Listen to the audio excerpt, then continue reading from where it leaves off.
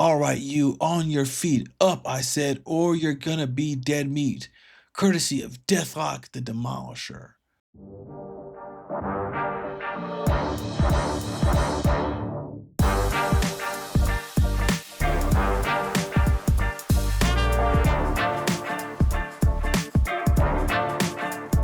Hey everybody, welcome back to Season 3 of Comics Rot Your Brain.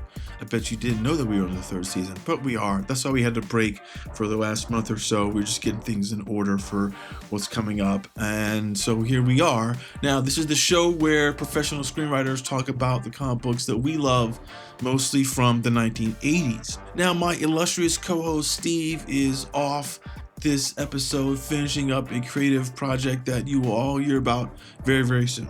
Now, long before the Terminator movies, Marvel Comics, they unleashed Deathlok the Demolisher, a cyborg from the future, the 1990s to be exact, who came back to the present, at that time which is the early 70s, to rescue humanity from itself.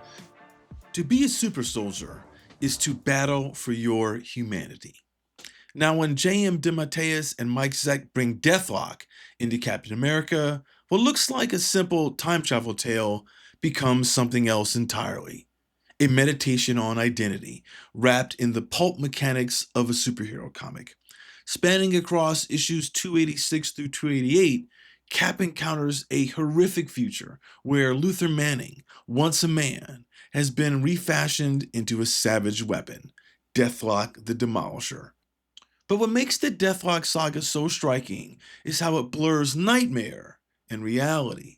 Is Cap fighting a machine, a man, or a vision of America's own technological anxieties in the shadow of Watergate? Zeck's muscular art reinforces the contrast. Clean, heroic lines for Cap set against the grotesque machinery of Deathlok. The saga is less about beating down a supervillain than confronting what it means when humanity itself is engineered for war. Now, in this sense, the Deathlok Saga is more than a future story. It's a time capsule, an allegory for the looming social collapse that haunted so many Cold War comics from the early 1980s. And DeMatteis' script plays like pulp existentialism, dramatizing the mechanized pathos of a man who isn't sure whether he's more guilty about his past or his programming. It's comic book noir, elevated by a kind of desperate sincerity that doesn't just ask what makes a hero, but whether heroism is even possible when your soul is wired to a machine. Luther Manning was an American soldier who was killed during war games during the Vietnam War, if the timing works out correctly. Was reanimated by the Brand Corporation to be the first Deathlok, and he originally appeared in 1974's Astonishing Tales number 25.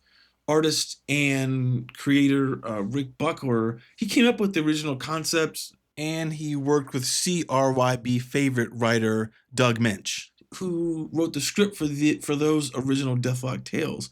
But it wasn't until 1983 when artist Mike Zeck and writer Zeck and DeMatteis, they collaborated on the explosive Captain America run, which revitalized and repopularized the character Deathlok.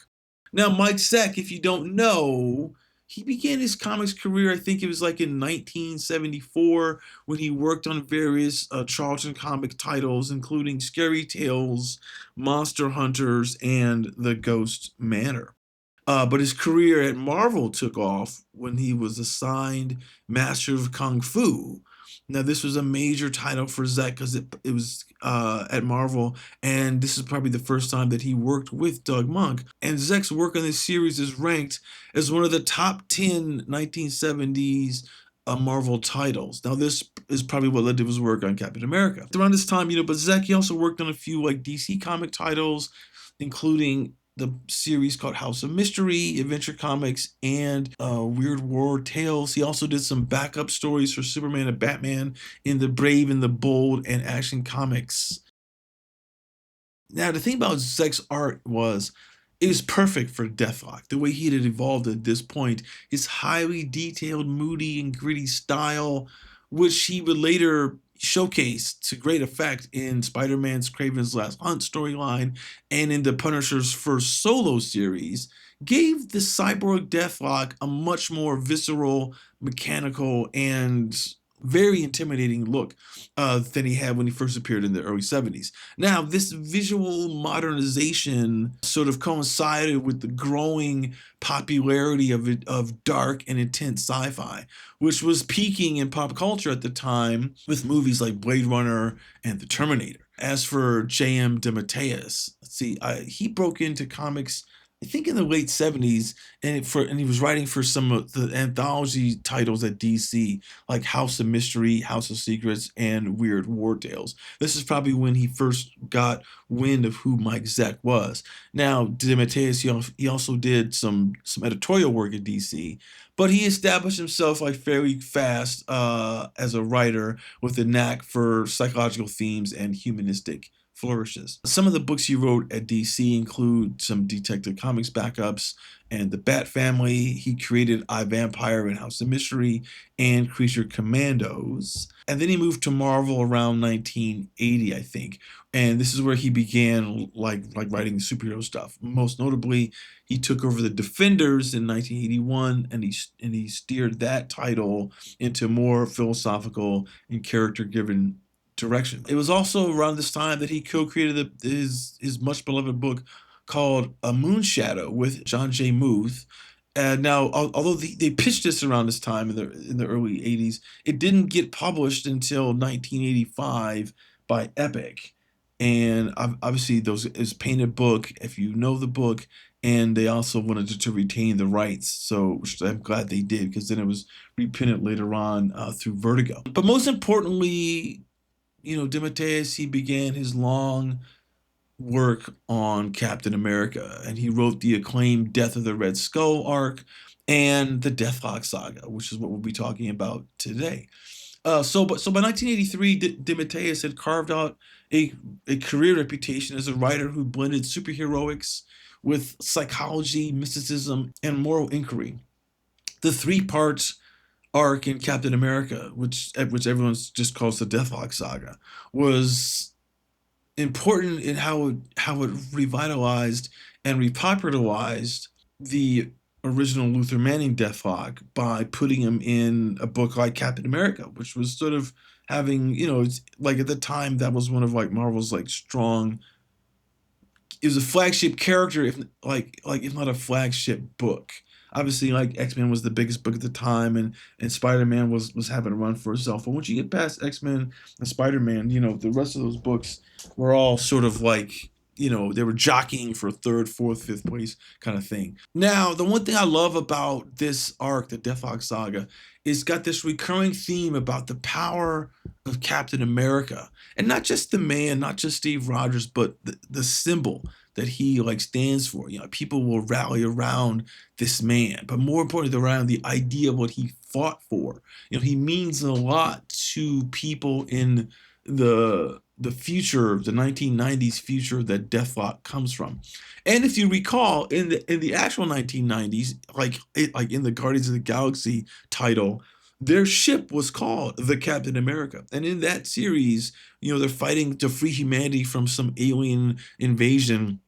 There's a relic that the Guardians they're on a quest to find, because they know that it will turn the tide in the battle.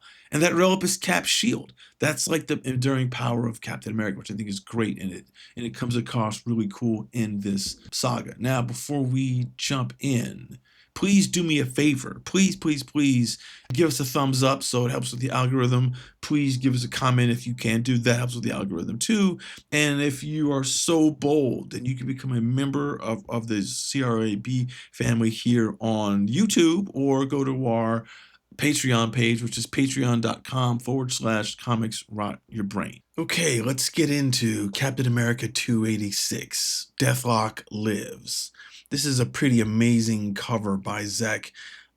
It's this close-up of Deathlok, and he's got a gun aimed at Captain America, and he's like a crosshair shot of him inside the barrel of the gun, which is kind of strange, but it looks awesome in terms of his composition. I kind of feel like when I read this on the newsstand because this is the time I was getting comics off the newsstand. I wasn't going to the direct comic shops yet. This like blew me away because I was like, what kind of creature is this?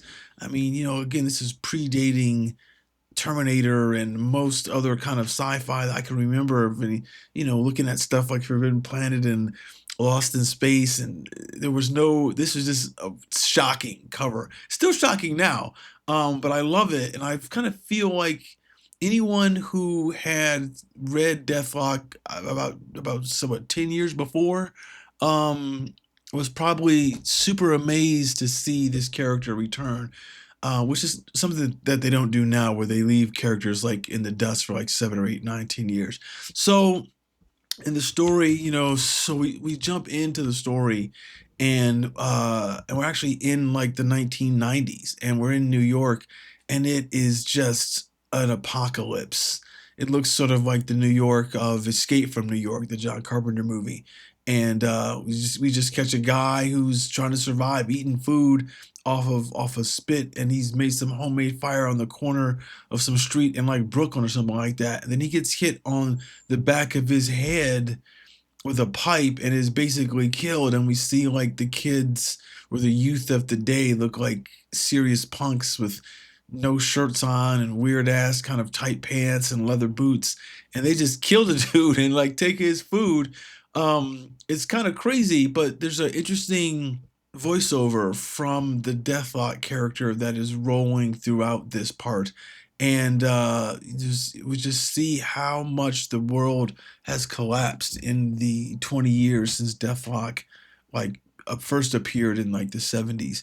And the voiceover gets interrupted by the computer that's inside Deathlok's head, and you get this dialogue like that's between these two. Sort of an interesting technique to have that, so you can, and also using thought balloons, but there really is caption boxes throughout this, which I think is kind of cool.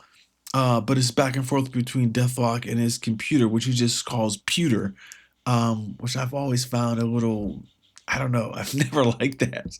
But anyway, but that's when we meet the clone of Deathlok, the clone of Luther Manning. We see him like in all his glory as a human, and he's wearing the uniform that we know as Deathlok, with a knife on it and a gun and a flag of America. And he's talking with this guy named, his name is Godwolf, and he's getting ready to send like the clone of Luther Manning back in time to find Deathlok. And this is our first kind of look at like as Zeck's art, the way he draws, the power and the muscularity that he draws. It's very, I mean, it's classic type of comics. Like, it feels like there's a Kirby influence with a little bit of like Neil Adams in terms of just the raw power of how he draws. Not in terms of like the line work or for either of those, but just like the emotional power that he does, and the way that he lays out the panels. And so then that's when that Luther Manning is sent back in time, and he appears in the 1980s. And he appears in a subway in New York, and he's got his gun out, and people go crazy when they see this man just appear out of nowhere. I find it kind of strange that they do, because this is New York of the Marvel universe, where they see a lot of wild stuff all the time anyway. But it's the first time we're seeing him show up, and he's got there's like the Kirby crackle around him that is sort of like it's tweaked the way the Mark Zeck would do it, and it reminds me of what I would see later on in Secret Wars. But this opening splash panel is the title page, and says Stanley presents One Man in Search of Himself. And scripters James DeMatteis, pencils by Mike Zeck. A guy named John Beatty did the inks. The letters were done by Diana Albers. Bob Sharon, who's a fan favorite, and one of our favorites on the show, is the color. And Mark Grunwald, who would later become a writer of Captain America, he was the editor. And the ubiquitous Jim Shooter is the editor-in-chief.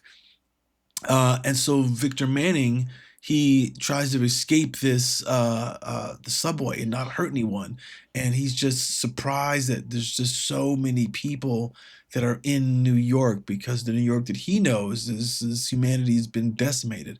Not totally destroyed, but just like culled. Like the number of people, and this is a great kind of like conversation with his computer that's giving him these kind of like these updates.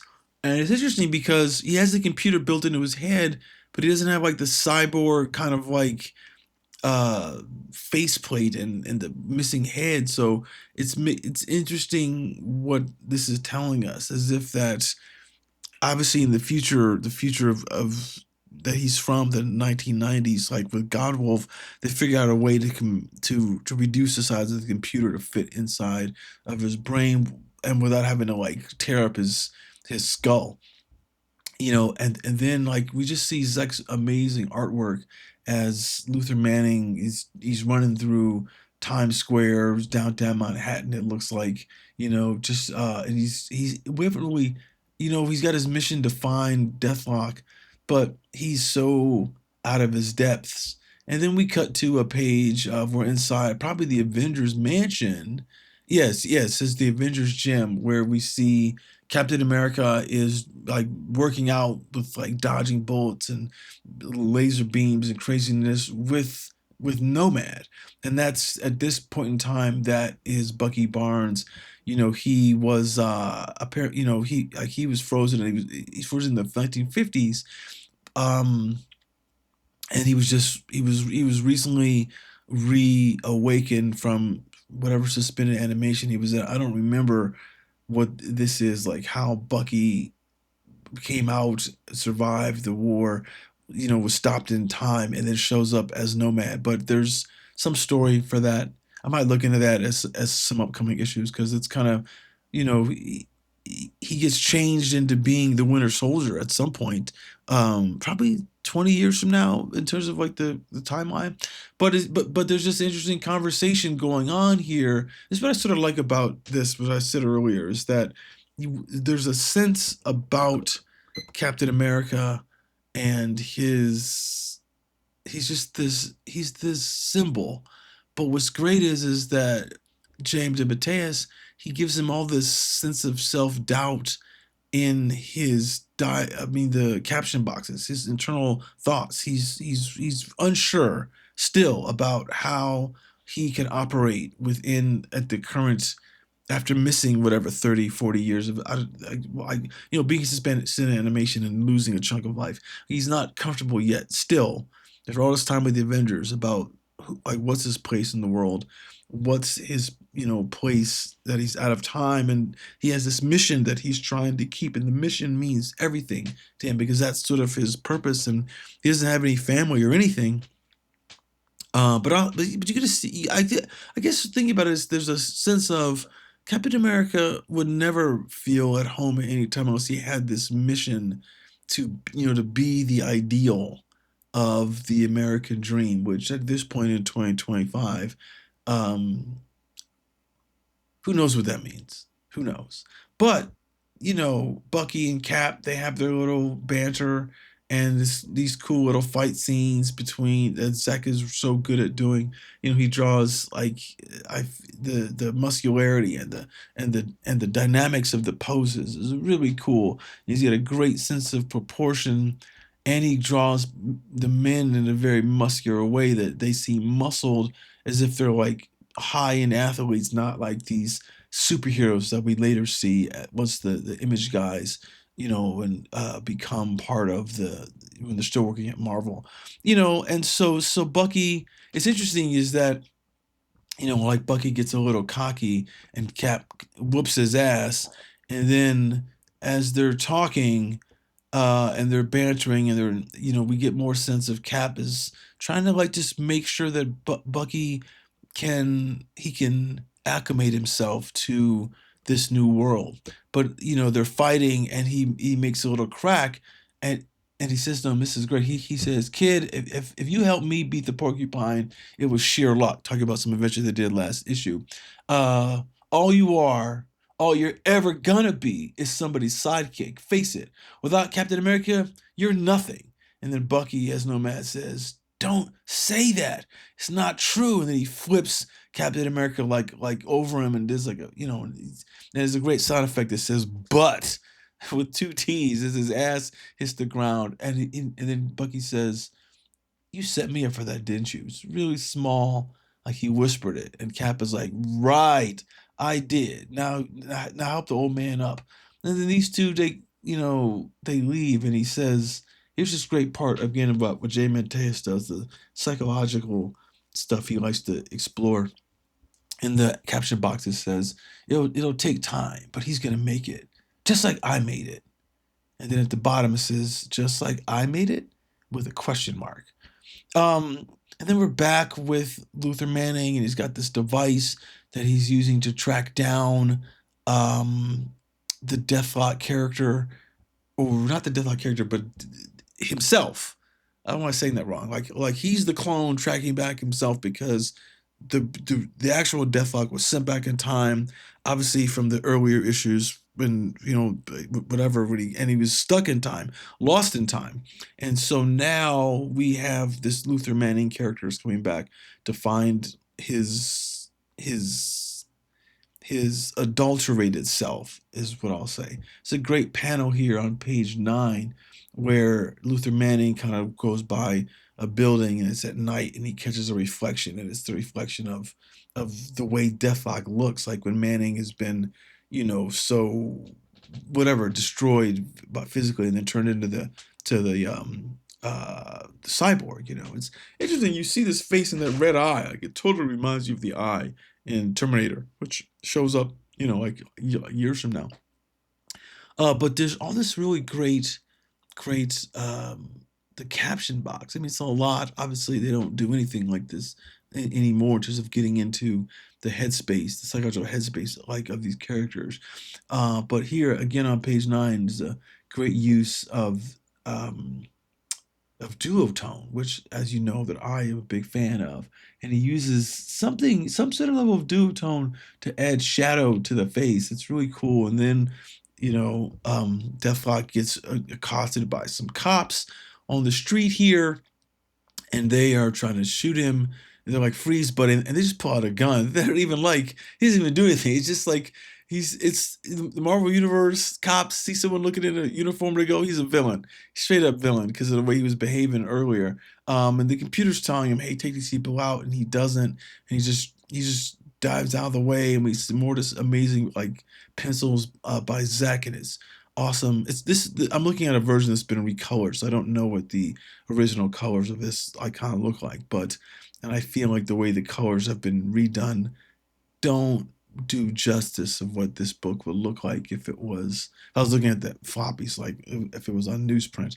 But the action is really cool, and then we get why they're fighting and shooting. This is when we get the fast sort of like origin story of Luther Manning, of how he got hurt and pretty much killed in these war games. Obviously, like I said in the opening, like it was during Vietnam, just based upon like if he came up in the 70s, it makes sense. And then he talks about how he was, these people over this devil named Riker, who was the scientist who put his brain, his nervous system, and still living tissue and grafted it into a synthetic body. Since they thought they had the perfect cyborg super soldier on their hands, they thought they had a puppet, but I showed them.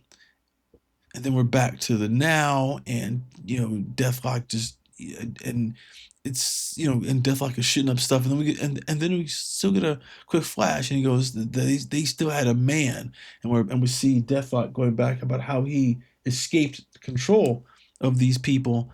So it's actually kind of a cool layout for it's 6 panels on this page, and the top there's 2 rows of 3, and I don't know, this is interesting, kind of like the layout on this is pretty great. I definitely have to again Mike Zeck some dap for how he does this the panel layout. And the same thing on the next page. It's 6 panels, and it's a reverse of the there's more of the origin about how Deathlok was, how that he returned, and how the cyborg was made, and how his brainstem, not his brainstem, like the brain waves, I guess. So however all this works, the memories were put into the clone, and and then his work with Godwolf, and how he was, switched in time and sent back, and he was flashed like out of existence, but he's just sent back in time.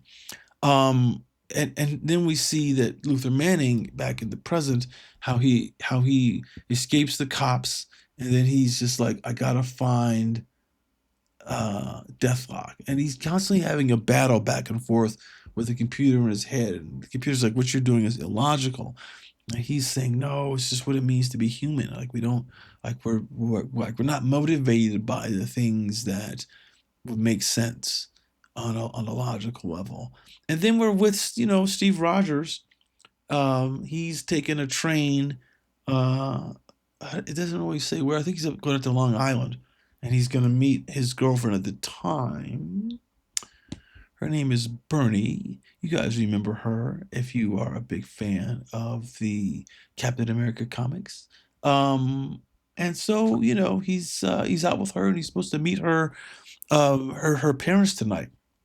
It's always funny because, like Steve Rogers, he's always with this portfolio because, like, he's a graphic artist, I guess. And inside that portfolio is Captain America's shield. Um, so he just has this sort of this wistful thinking about how he's still like a man out of time and a man out of place.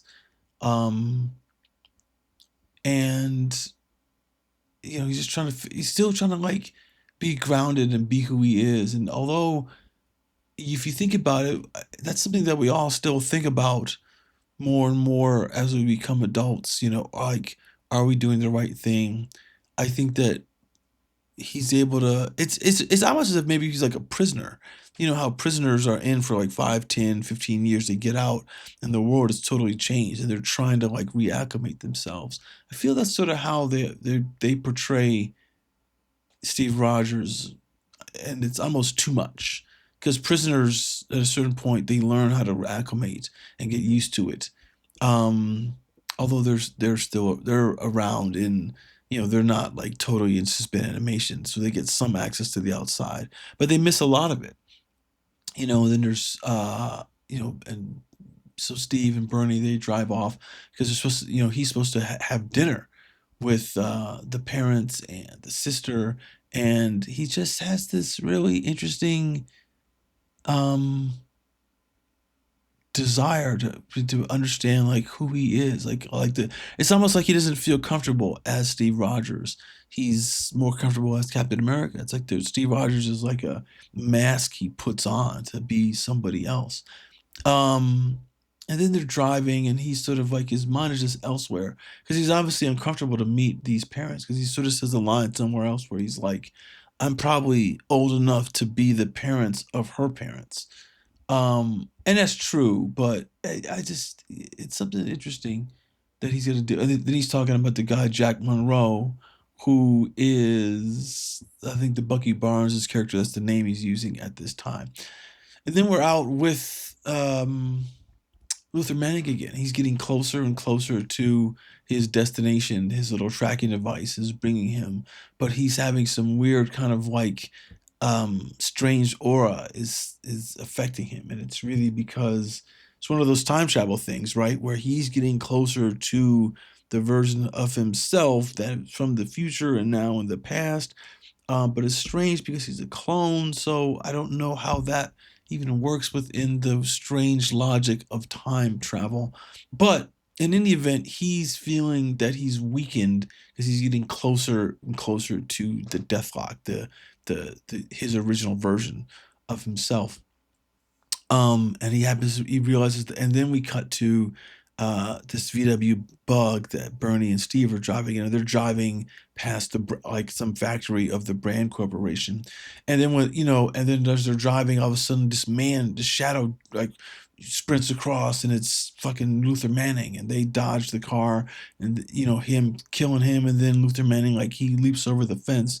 And Steve Rogers is like, Mister, wait, you, and he's like, and Deathlok's like, or Luther Manning's like, I can't, I gotta go. And Steve has to make some excuse to Bernie because obviously, the way this is at this point in their relationship, she knows that he's Captain America, and she sort of calls him. She's like, you can't always choose Captain America over the personal life. And he's like, look, I'll be there by the morning. You just give an excuse to your folks, and I'll be there. Don't worry, don't worry. And then he runs off, and then we're with Deathlok, and and then Captain America shows up, and and Luther Manning is just shocked. And there's a great line. He's like, "Forget the readout, computer. I know who it is. I just can't believe it." And he says, "Captain America." And it's like these three panels of Manning, Cap, Manning's reaction to Cap is really some exciting type of artwork. There's the emotion that Zeck is able to capture. I think that's maybe the most interesting thing about his artwork is he's able to really draw expressions on people's faces very well. I heard somebody the other day talking to some body language experts saying that everyone's forehead is what displays their emotions, and that they say a lot of times we have a hard time trying to analyze somebody whose forehead is covered. And if you think about how they draw superheroes, when they have these masks on, these cows and stuff like that, they do put like the forehead with like the forehead shifts, frowns, surprise, shock, all that we see from the forehead kind of move, laughs, all this kind of stuff. But you wouldn't see that because the mask would really cover it. It's an interesting trick that they do with comics to so that the reader can understand the emotion of like Spider-Man is like the biggest culprit of that. I think because other people you can at least see their eyes. Sometimes like Batman just looks weird when they do that because his eyes are all white, but then like the forehead is like, there's all the brow and the creases and stuff like that. It's kind of interesting that the artists knew to do that. So Cap and Luther Manning, like they go in and they break into the Brand Corporation and they're moving through the factory, and it says like their big thing says genetics, and they finally get to this one room, and inside the room is like these guys from Brand, but they're dressed in like that kind of green outfit that I usually see from like Rocks and Oil, which I think Brand or Rocks, and I think they're sort of like connected somehow. I can't remember anymore. But Cap and Luther Manning, like they go in this fight, and they beat all these guys down, and they go into the next room they go into the inside room where it says like genetics division, and just whooping ass, and then all the guys like, oh my god, who are these two? And then that's when Luther Manning says, where is Deathlok? Where is he? And then he gets shot through his chest, and Deathlok has shot him. This is where we meet Deathlok. He goes, all right, you, on your feet, up, I said, or you're gonna be dead meat. Courtesy of Deathlok the Demolisher. And that's the end of the first issue of the Deathlok Saga. This stuff is all super breezy, super fast, super amazing with the fighting and the writing and DeMatteis' writing and Zeck's art. It's just like a perfect blend of what these kind of superhero comics were at the time. It's also not too wordy. There's a decent amount of like internal dialogue but it's done well because it's about the psychological state, and it's very interesting how they're going at it in terms of trying to like just address what Deathlok is going through as a man out of time, trying to find himself, trying to find retribution, trying to find salvation. And you also have Captain America, who's also a man out of time and trying to like find salvation, trying retribution himself, but coming from the other direction. Because he's sort of like a time traveler himself, right? He's sort of like a man from the past who jumped to the future. And so now we have issue 287. This is another great cover of Cap fighting Deathlok. This is when it's like that, and that gun Deathlok has. I don't know. It's a really cool design. His whole costume is cool. Those gloves with the little articulated things at the knuckles. I guess he doesn't really have an arm. That's where it's like the synthetics. But we go into the issue, and again, it's Zeck and DeMatteis as the scripter, Mike Zeck's the penciler, John Bitty's the inker. This is the same team from before. There's Diana Albers and Bob Sharon are doing the inks and colors respectively. And then this opening like splash panel page is really awesome of you've got Deathlok holding his gun two-handedly, and he's like, he repeats the line from the Love Flash issue. of last issue, and you see Captain America and the look on his face as Manning is just shot through the chest, dead, shot through the right side of the chest. So obviously, didn't shoot his heart. His lungs probably collapsed, but that's kind of it. And then Cap, and this is when and this is when Cap's captioning these internal thoughts like really begin to take over the book, and he's just, and Cap and Deathlok, like those guys go at it, and those guys are fighting, and Cap is able to hold his own against Deathlok. Obviously he can hold his own against probably anybody with that shield and with his fighting ability and the super soldier formula and all that kind of stuff. um but he's not really a good battle match for Deathlok. Like in terms of like Deathlok can't really hang. But then Manning isn't dead, and Manning sees what's going on, and he tries to figure out what he can do with his last breath, and Cap is whooping Deathlok's ass, and then it's just more fight and just a little recap of what happened last issue, because obviously the way that they should do it back in the day, they would recap what was previous part of the story, because as Jim Shooter used to always say, every issue is somebody's first issue, and they do a good way of like the fight scene here is juxtaposed with the recap, and it's kind of cool. It's good layout, it's good storytelling. It's so that it's not just like this info dump. It's pretty smart on these two creators, like mind of how to tell this. And it's just Cap whooping ass, and then the guys from Branded call in a lot more security people, and those guys hold back Cap, and the Deathlock takes a pipe and like smacks his jaw, which probably would kill him, but it's Captain America, so got his denser tissue and all this kind of stuff like that. And he goes, "I told you, I'm Deathlock the Demolisher. Uh, I have no past and no future. I'm Deathlock." And the computer is having trouble even operating, thinking. I guess again, the computer may be affected by the close proximity of the other computer. And then Deathlock goes over to uh, the dying body of Luther Manning, and he's like, what is this little puny guy that I shot? And he grabs him, and this is great panel on page 8 where it's like three panel moment where like their hands touch, and Deathlock, his face like has this shock and awe on his face. It's all the memories, all the emotions, all the humanity come flooding back into him.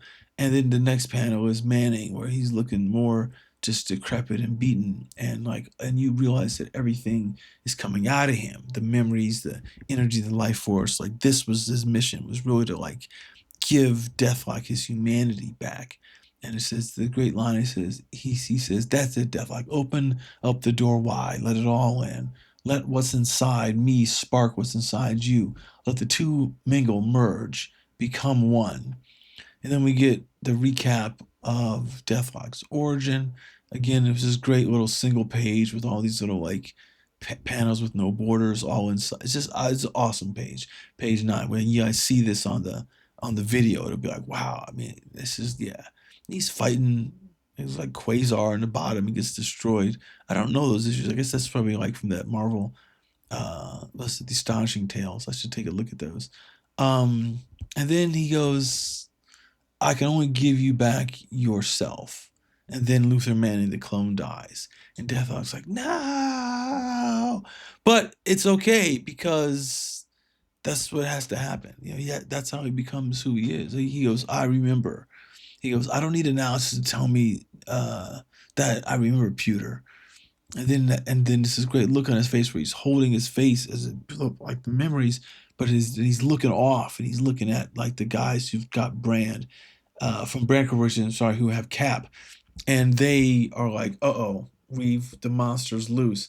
And then he just goes crazy, and he just, again, these awesome Mike Zeck action panels of just extreme vitality, extreme, like, Jesus, man, like what is going on here? Um, and then Deathlok's about to get shot in the back, but then Cap wakes up and saves him, and he's like, "Man, thanks."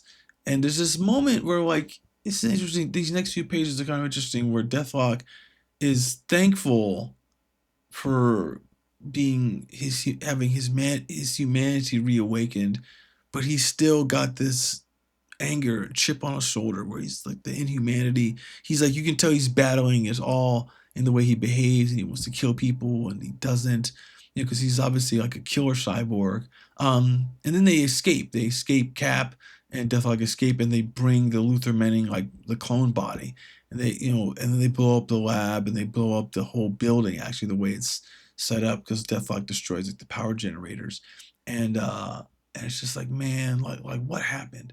And he's like, man, and Cap is sort of pissed. He's like, you knew what you did.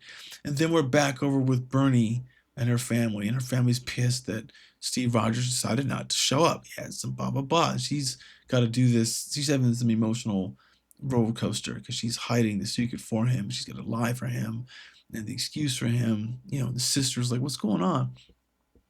And then we're with Nomad for a moment. We're back with Nomad, and he's just like jumping through like New York City, and he stumbles across this mugging, and he saves this girl from these two thugs.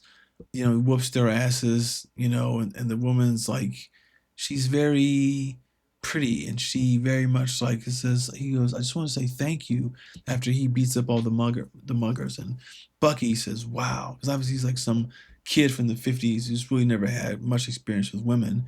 And he's enamored by her.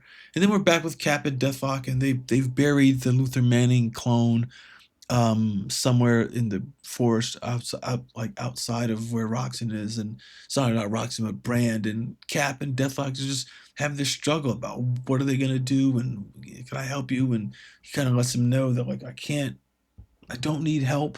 I'm back here. Like he came back here to 1983, and the 1990s is this. He's like, yeah, this is all where it's destroyed. This is all when it happened. This is the time when it all got destroyed. And he's like, wait a minute, it's 1983 is happening now. Like that's, you mean that the heroes are all gonna get killed like in the next year? And then that's when Deathlok, he sprints off, and Cap is like sort of stunned, and and then he's like, "What do I do? Do I leave him, or do I go with Bernie, or do I chase after him?" And he goes, "Well, he's Cap chasing after this guy." And then that's when Deathlok is calling for God Wolf. He's like, "Transform me back, transform me back." And then that when the little time tunnel opens, Cap jumps in, at the last second, because I guess it's designed to bring back Deathlok and Luther Manning. And then God Wolf is there, and he brings back Deathlok. And then Captain America shows up, and he's like, "Oh my God, it's like you're Captain America." Like he's stunned that the living legend is here, and they just have this discussion. And Deathlok's like, "What's going on? You've got some explaining to do, Mister." And he goes, "He will." Cap stops and goes, "He will explain it all." And he takes him, and he got to show him the New York of 1990s, and it's just this.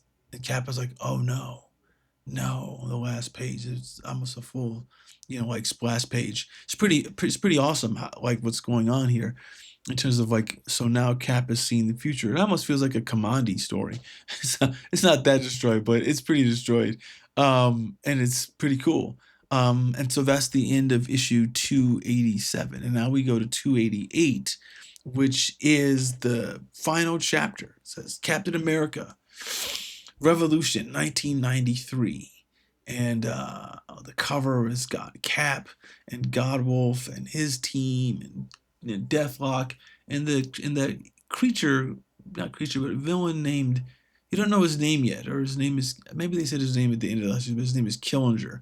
He's a man who's put his brain inside of a robot, and he's a complete cyborg, not just like the half cyborg of that we see with Deathlok. And so now we're here, and the issue is called Mazes. It's the same creative team. They did something interesting though. They switched it. So at the bottom where after it says the inker, I guess, says John Beatty. Then it says, this time it says Bob Sharon colorist first. Then it says the letter by Don Albers. In the previous two issues, like she got credit first. I don't know if that means anything, but it's just something I noticed. Um, and so then what happens is now they're with Godwolf, and he explains that the people over at the Brand Corporation they came up with this stuff called um, they're called the nth commandos and this thing called the nth power or the nth energy is what it is, and they these men went out and they killed the Fantastic Four, the Avengers, the Defenders, the X-Men. They killed everybody. They used these nth projectors to beam. Oh, well, they don't kill. They were beamed into these hostile realities where there's instant death, is what it says. And then they killed up, and then they eliminated the rest of the heroes. The obviously Spider-Man, Daredevil, Doctor Strange. People. Oh, Doctor Strange could have been part of the Defenders. Um, and then he's got you just and it's kind of a cool little storytelling of a he's telling the past of a future that hasn't happened yet in the Marvel universe. I don't even know how you what you call that. But it's pretty awesome in terms of like a time travel story. Um, and so then this God Wolf is talking to Captain America and Deathlok about you know just the symbol of what it means for Captain America and the purge that's going to happen and where the world is now. And Cap is sort of like, we just got a mission to do. We got to stop this guy named Hellinger. That's all we can do. And then they go and they meet like God of Wolf's team. He's got like a little band of freedom fighters, I guess we'll call them. There's a guy named Sage, who's sort of a mystic. There's a guy named Swashbuckler, who's sort of like they said he's someone who's read like one too many like Douglas Fairbanks stories with Errol Flynn. Then there's a big guy named General Sam. He's huge, and there's a really small guy named Big Man who looks like Mr. T with his haircut and the gold, and he's a black guy, and that's just maybe too much because Mr. T was big at the time. And then there's a woman named Iron Butterfly who has a guitar on her back for some strange reason, and she's looks like she's God Wolf's like lover. And then they just talk about this guy named Killinger and what he's about, and that's when Deathlock is like, "This is the guy. This is the guy who we use me." Oh, I guess Killinger is the guy Riker. Maybe it sounds, but yeah, it says Harlan Riker, codenamed Killinger. He's the guy who actually did the research, who turned Luther Manning into Deathlock when he was hurt, like in the War Games. So obviously he's got a hard on to kill this guy, and they're like, "We got to take this guy out." And then as they're talking, we see that the Hillinger's got some sort of bug on their headquarters, and he knows what they're doing, he knows what they're coming, and that's when Garvov talks about these guys who are called the Alpha Mechs. They're like nuclear bombs, and that Hillinger wants this new species of man called Homo Ascendant to show up, that they can rule the Earth. I always find it strange how they always talk about people want to rule the earth, and they want to do what? With people dead, or I mean, do they want to have some hedonistic society of what? Like what are they doing? If there's, what's the entertainment? What's the value? What's your purpose? What is driving you if you've got complete conquer like this? It's I mean, you never know because like who has that kind of there's no history of someone who's conquered anything like that. Maybe Caesar, um, but the known. I don't know. It's just a weird kind of like goal to have. And I always felt like, once you have it, what are you gonna do?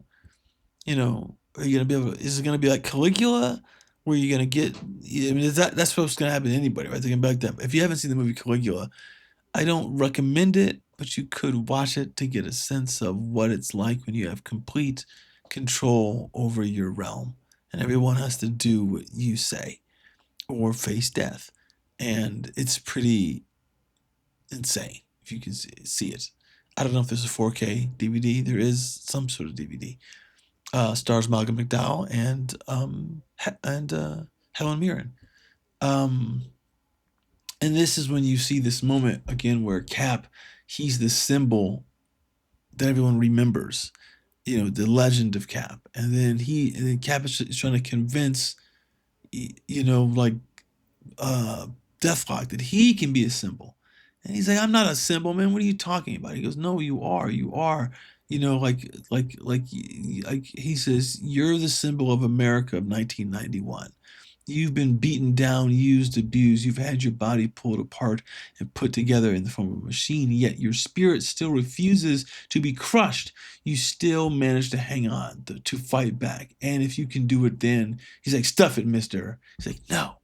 And he just goes into this conversation mode. He tries to convince him. He goes, I think I know what you're feeling. For years, your life has been a meaningless scramble for survival. You've never looked beyond yourself to the larger picture. But I saw something in your clone, Deathlok, a decency, an honor that could only have come from you.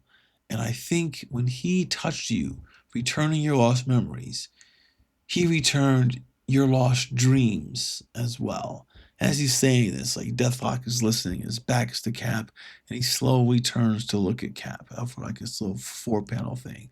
And the Cap finally says, I think he drove a nail into Deathlok's coffin and set Luther Manning free. And, Deathlok says, could be, Captain, could be. He says it in like a whisper, like the font is smaller. It's kind of cool. And then Godwolf is like amazing, like a real, again, like a whisper because the font is so small, which I kind of love. And then Cap's like, let's go and do it, people. Let's go and let's take the fight to Killinger. Killinger's like, you fools, and he like smashes the screen. Like he's like, I don't care who you are, you're not gonna stop me. You would never stop me. And then we're back to the present, to 1983, where she's just wondering about, up late at night on Long Island. She's wondering about what's going on with Steve Rogers. Why haven't you shown up? Where are you? I'm so concerned, but I'm not concerned. And her sister is concerned for her. She's and then we go back to Nomad and this woman that he met, and we didn't get her name in there. It's like some little bridge, probably in Central Park or something like that. And they're just talking, and we've been talking for hours, and then he leans over to kiss her, and then he's like, ah. Then she says, excellent. My kiss had the desired effect. Now listen carefully, you romantic idiot. I have orders for you. And then you see Nomad's eyes are like blanked out. He's been hypnotized, poisoned. And then we're back into 1993, where Killinger is this big gold creature, like this, it's pretty fascinating how he looks like a human, but he's talking about, I want to be Homo ascendant. He's just a robot, but everything about him is still like a human thing. Like he's been stripped of all the emotions of everything that makes him human. He's just talking about, the problem with humanity is that they made the Earth into a fucking charnel house. They said, you've taken and ordered like logical a universe and reduced it to chaos. Now he's the one who reduces chaos, not humanity. He goes, a species whose mind does not be polluted by 10 million shades of conflicting gray. And humanity is never as logical as the computer wants it to be. It's always the battle. I guess it's the battle we'll have when AI begins to make a lot more decisions for us, which was sad. And then he gets a little scream, and he goes, what? Ah, they arrive. And then it's Godwolf and his team. They come into Killinger's stronghold, and they're in these little flying cars, and we're not flying ships, and they battle off the little defenses, and, these robots with laser beams and whatever they are, with chemical projections, and Godwolf is using an arrow to shoot stuff out of the sky. I don't know how that's working, but I guess maybe it's not explained, but it's cool. Swashbucklers fighting, and he gets his ship destroyed, and he jumps on to Iron Butterfly, and they all land at not Godwolf, at Killinger's thing, and they're marching through the fortress, and then they fall into a maze. And then the maze is designed to like beat them down psychologically. Actually, to beat down Captain America and Deathlok psychologically, because one by one, the members of Godwolf's team and Godwolf himself, get pulled away. Like the maze consumes them. There's this great set of panels, a triptych on page 16, which you'll see where it's like the first two guys get pulled away, Sage and Swashbuckler. But I love the kind of the way these three panels that are set up where Zeck has set it up where it's like it's one really, it's one composition that he's divided up into three. It's a great little triptych. I love it when comic artists are able to do stuff like this to kind of like make the moment feel more fractured than would be if it was a single panel. It's just, I don't know, it's like helps with the time, you know. And then like I said, they lose each one till it was just down to Cap and Deathlok, and when when Cap and Deathlok get to Killinger, Killinger's like ha ha ha ha, but he's huge. He looks like he's around like 15 feet tall, and Cap is like seduced by the vision. He got some sort of hypnotic ability, Killinger, and then he has Deathlok shoot Cap in the back, and he's like, "You fool! Once you entered my direct sphere of influence, it was simplicity itself to use my machines to wrest control of your computer, mind, and usurp your paltry will. And now you thought you were like trying to be a man." He said you were trying to reach to regain humanity, but I've seen that you know that it's foolish for you to even hope to have that. I want to see your hopes dash forever. You are mine now. And now, if you excuse me, it's time to key in the final program to have his Alpha Mechs blow up the Earth. And he's getting ready to do this, and Deathlock is like, "Why am I still alive?"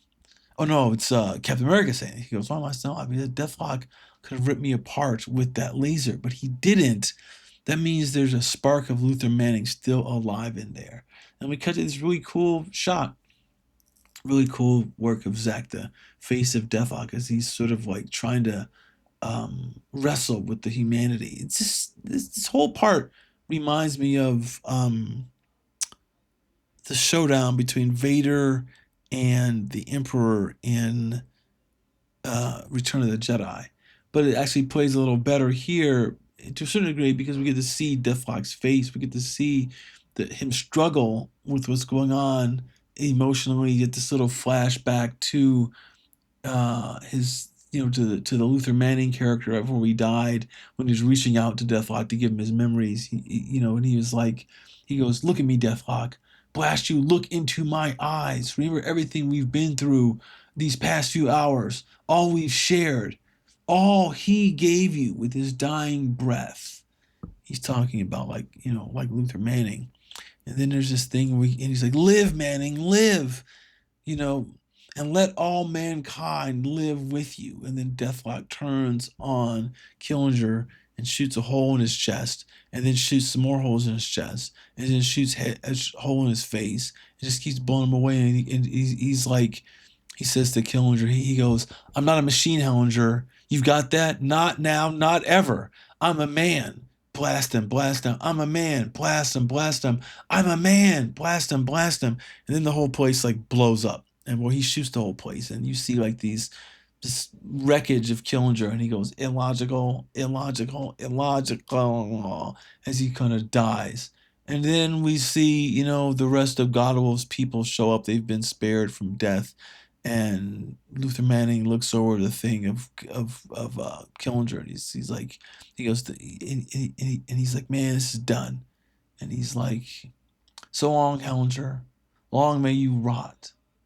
And then Godwolf says, "He may be gone, Deathlock, but they wouldn't. But there's a whole world out there that's it's still in one devil of a mess. A world that needs all the help we can get." Deathlock says, "Sounds to me like you're looking for volunteers." Godwolf says, "I am." And then Deathlock says, "Well then, I've got..." He says, "Well then, I guess you've got one." And Cap says, "Somehow I knew you were going to say that, Luther." And that's like the first time he calls him Luther. He's calling him Deathlock the whole time. That's like a great little thing that people do. They call you by your most familiar name when they want to give you the most respect and respect your humanity. And so that's the end of the issue.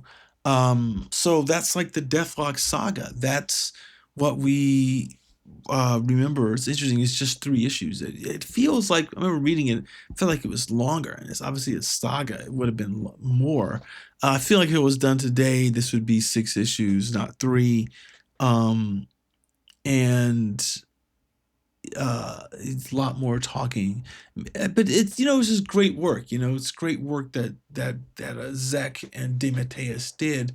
I mean, it feels sort of modern in a way with the type of story that it's telling about, like, about these men who were facing trying to reclaim their humanity as their men out of time have been displaced by technology, which is sort of like it's still a modern theme that we all kind of remember and have to worry about. Like, particularly now that we know that AI is on the horizon to wipe away everyone's jobs and their sense of purpose. And, there's this whole thing about your sense of purpose, and what do you do when Captain America knows that he has to be Cap?